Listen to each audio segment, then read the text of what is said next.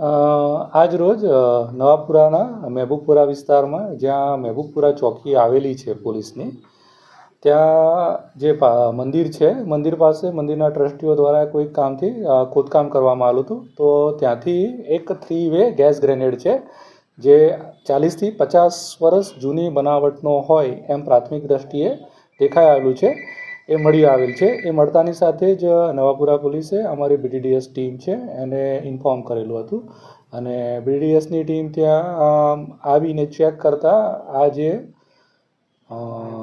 Gas grenade છે તે મૃત હાલતમાં એટલે કે ડેડ હાલતમાં છે એવું જણાવેલ હતું. એટલે આ ઓલરેડી ઇનએક્ટિવ ગ્રેનેડ છે એ ત્યાં છે.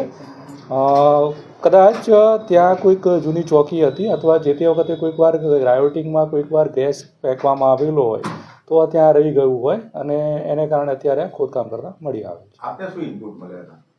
બસ ગેસ ગ્રેનેડના જ અમને ઇનપુટ મળેલા હતા કે આ રીતે ગેસ ગ્રેનેડ મળી આવેલ છે, તો અમે તરત જ BTDSની ટીમને સંપર્ક કરેલો હતો.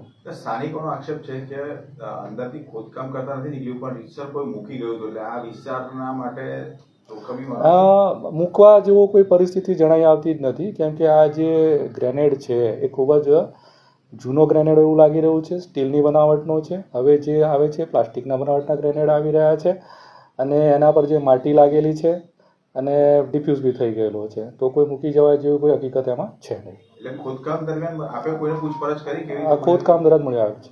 એટલે ટીયર ગેસ છે? હા, ગેસ ગ્રેનેડ. આનો ઉપયોગ શું થતો હતો જે તે સમયે?